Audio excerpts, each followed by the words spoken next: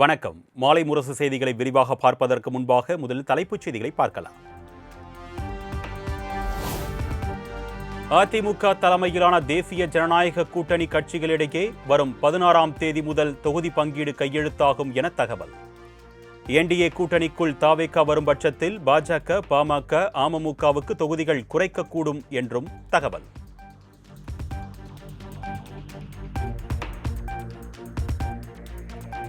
புதுச்சேரியில் என்டிஏ கூட்டணியில் என்ஆர் காங்கிரஸ் கட்சி 16 தொகுதிகளிலும், பாஜக மற்றும் கூட்டணி கட்சிகள் 14 தொகுதிகளிலும் போட்டி. ரெங்கசாமியுடன் உடனான தொகுதி பங்கீட்டு பேச்சுவார்த்தைக்கு பின் பாஜக மேலிட பொறுப்பாளர் நிர்மல்குமார் சுரானா அறிவிப்பு.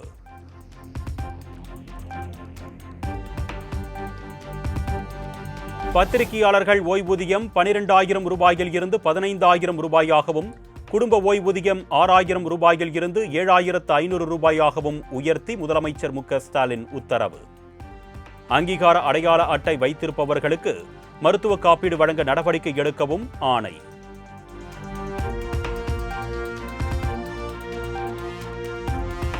விளாத்திக்குளம் அருகே +2 மாணவியின் குடும்பத்தினருக்கு ஆறுதல் தெரிவிக்க வந்த கனிமொழி எம்பியை பொதுமக்கள் முற்றுகையிட்டு வாக்குவாதம். சம்பவம் நடந்து 3 நாட்களாகியும் குற்றவாளிகள் கைது செய்யப்படாதது ஏன் என்று அடுக்கடுக்கான கேள்விகளை கேட்டு ஆவேசம்.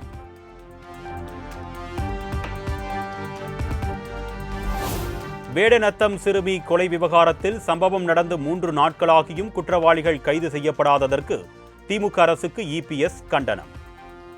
திமுக அரசின் சாக்கு போக்குகளை ஏற்க மக்கள் தயாராக இல்லை என்பதற்கு கனிமொழி விரட்டப்பட்டதே சாட்சி என்றும் காட்டமான கருத்து.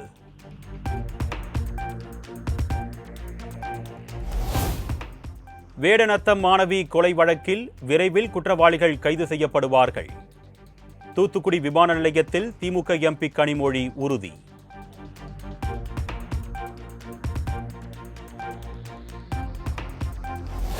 வேடநத்தம் +2 மாணவியின் குடும்பத்தினரை நேரில் சந்திக்க சென்ற ஆதவ் அர்ஜுனாவுக்கு கிராம மக்கள் எதிர்ப்பு. மாணவியின் மரணத்தை வைத்து அரசியல் செய்ய வேண்டாம் என்று ஊர் மக்கள் ஆவேசம்.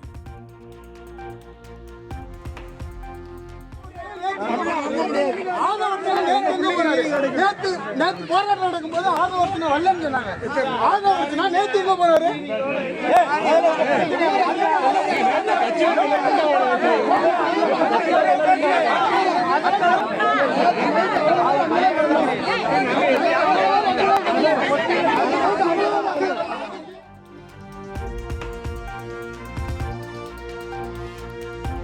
மானாமதுரை அருகே போலீஸ் விசாரணையின் போது இளைஞர் ஆகாஷ் உயிரிழந்த சம்பவத்தில் சார்பு ஆய்வாளர் உட்பட 6 காவலர்கள் சஸ்பெண்ட். சிவகங்கை சரக டிஐஜி நடவடிக்கை.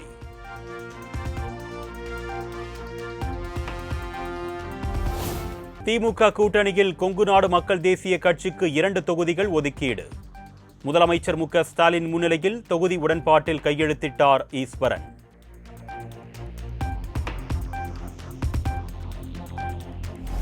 கொங்குநாடு மக்கள் தேசிய கட்சி 2 தொகுதிகளிலும் உதயசூரியன் சின்னத்தில் போட்டியிடும் என்று கட்சியின் பொதுச் செயலாளர் ஈஸ்வரன் அறிவிப்பு.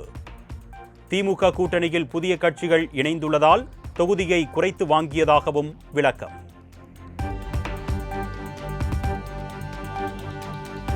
புதிய கட்சியின் பெயர் சின்னத்தையும் அறிவித்தார் வி.கே. சசிகலா.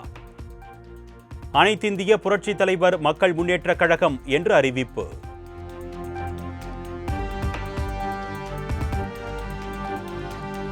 திமுக எனும் தீய சக்தியை வீழ்த்தவே புதிய கட்சி தொடக்கம். சென்னை போயஸ் கார்டனில் சசிகலா ஆவேசம்.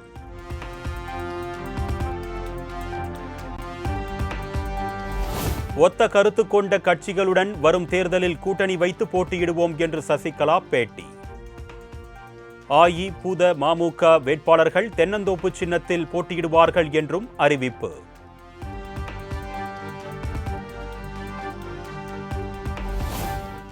அதிமுகவில் இணைந்தார் நாம் தமிழர் கட்சி முன்னாள் நிர்வாகி காளியம்மாள். சென்னை பசுமை வழிச்சாலை இல்லத்தில் பொதுச் செயலாளர் எடப்பாடி பழனிசாமியை சந்தித்து அதிமுகவில் இணைந்தார்.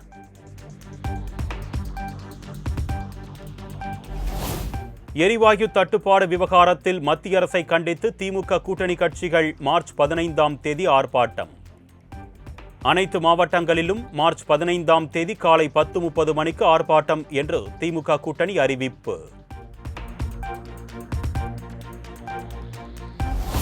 மார்ச் 16இல் திமுக மாவட்ட செயலாளர்கள் கூட்டம் நடைபெறும் என்று அக்கட்சியின் பொதுச் செயலாளர் துரைமுருகன் அறிவிப்பு. சட்டமன்ற தேர்தல் தொடர்பாக மாவட்ட செயலாளர்கள் கூட்டத்தில் திமுக தலைவர் மு.க. ஸ்டாலின் பல்வேறு அறிவுரைகளை வழங்க உள்ளதாக தகவல். கட்சி பெயர் சின்னம் பயன்படுத்த தடை கோரி பாமக நிறுவனர் தாக்கல் செய்த உரிமையியல் வழக்கு விசாரணைக்கு தடை விதிக்கப்பட்ட விவகாரம். சென்னை உயர்நீதிமன்றத்தில் ராமதாஸ் தரப்பு தாக்கல் செய்த அவசர முறையீடு மனுவை திங்கட்கிழமை விசாரிக்க நீதிபதி ஒப்புதல்.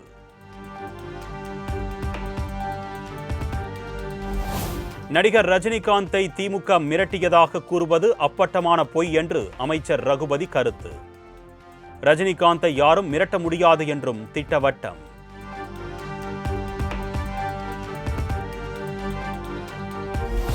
சசிகலாவின் தீவிர ஆதரவாளராக இருந்த பெங்களூரு புகழேந்தி திமுகவுக்கு ஆதரவு.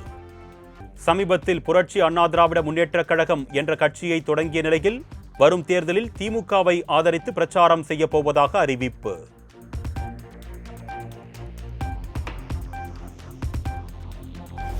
இதுவரை இந்தியாவுக்கு நட்பு நாடுகளாக இருந்தவை எல்லாம் மோடி ஆட்சியில் பகைவர் நாடுகளாக மாறிவிட்டதாக தமிழக காங்கிரஸ் தலைவர் செல்வ பெருந்தகை குற்றச்சாட்டு. சிலிண்டர் விலையை குறைக்கவில்லை என்றால் பாஜக அலுவலகம் முற்றுகையிடப்படும் என்றும் எச்சரிக்கை.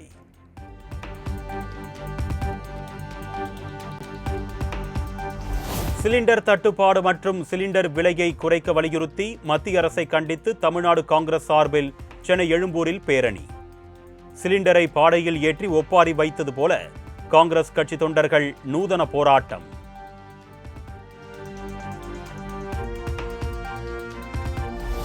பேச வேண்டிய வசனங்கள் எல்லாம் மேடையில் மட்டும்தான் பேச முடியும், ஆனால் செயலில் திமுக தான். சென்னை கொளத்தூரில் நடைபெற்ற விழாவில் விஜயை மறைமுகமாக சாடிய நடிகர் வடிவேலு.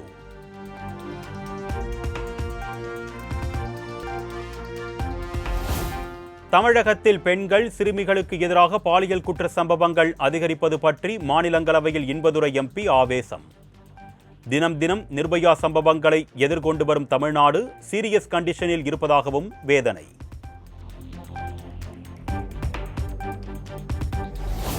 விஜய் குறித்த கேள்விக்கு பதிலளிக்காமல் சென்ற நடிகை த்ரிஷா. செய்தியாளர்கள் எழுப்பிய கேள்விக்கு பதில் எதுவும் அளிக்காமல் மௌனமாக கடந்து சென்றார்.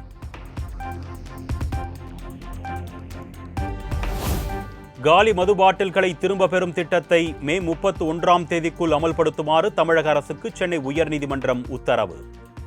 திட்டத்தை அமல்படுத்த தவறினால் ஒவ்வொரு பாட்டிலுக்கும் 10 ரூபாயை சுற்றுச்சூழல் பாதிப்பு இழப்பீடாக டாஸ்மாக் நிர்வாகத்திடம் இருந்து வசூலிக்க உத்தரவிடப்படும் என்றும் எச்சரிக்கை.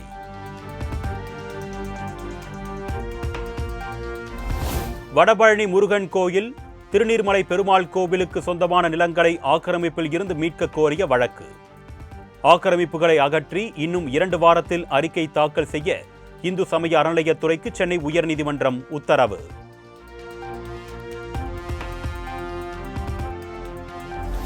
ஊட்டி பைகாரா ஏரியில் படகு சவாரிக்கு பெட்ரோல், டீசல், மோட்டார் படகுகளுக்கு தடை விதித்து சென்னை உயர்நீதிமன்றம் உத்தரவு.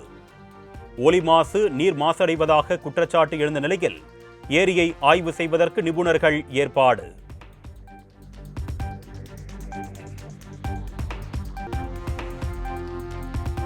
கோவை போத்தனூர் அருகே சாலையில் ஏற்பட்ட பள்ளத்தில் சிக்கிய டிப்பர் லாரி. தண்ணீர் குழாய் உடைந்ததால் மண் அரிப்பு உண்டாகி பள்ளம் விழுந்த நிலையில் லாரி மீட்பு.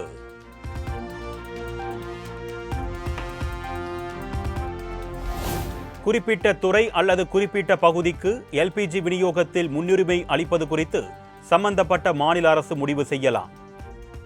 மத்திய பெட்ரோலிய துறை துணை செயலர் சுஜாதா சர்மா தகவல்.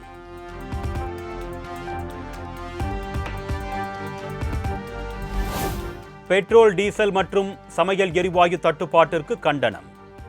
நாடாளுமன்ற வளாகத்தில் எதிர்க்கட்சி எம்பிக்கள் போராட்டம்.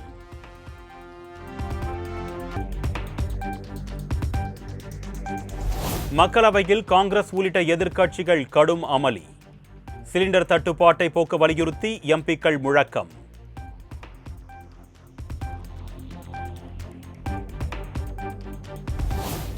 சென்னையில் ஆபரண தங்கத்தின் விலை சவரனுக்கு 560 ரூபாய் குறைந்து 1,19,200 ரூபாய்க்கு விற்பனை. கிராமுக்கு 70 ரூபாய் குறைந்து 14,900 ரூபாய்க்கு விற்பனையாகிறது.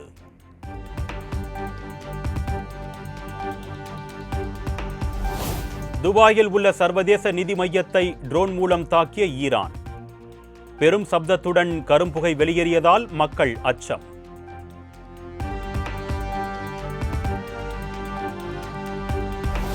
ஈராக்கில் அமெரிக்க விமானப்படையின் எரிபொருள் நிரப்பும் விமானம் கீழே விழுந்து நொறுங்கியதில் 4 வீரர்கள் உயிரிழந்ததாக அமெரிக்கா அறிவிப்பு.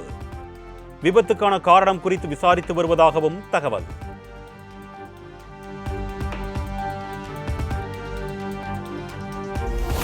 அமெரிக்க டாலருக்கு நிகரான இந்திய ரூபாயின் மதிப்பு 20 காசுகள் வீழ்ச்சியடைந்து 92 ரூபாய் 45 காசுகளாக உள்ளது. கச்சா எண்ணெய் விலை உயர்ந்து வரும் நிலையில் ரூபாயின் மதிப்பு கடும் வீழ்ச்சி என தகவல்.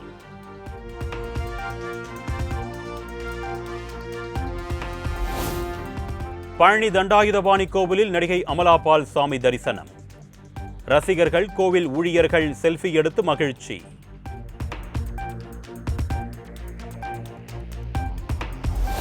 எம்ஜிஆர் குறித்து சர்ச்சை கருத்து தெரிவித்ததற்கு வருத்தம் தெரிவித்தார் தெலுங்கு நடிகர் ராஜேந்திர பிரசாத்.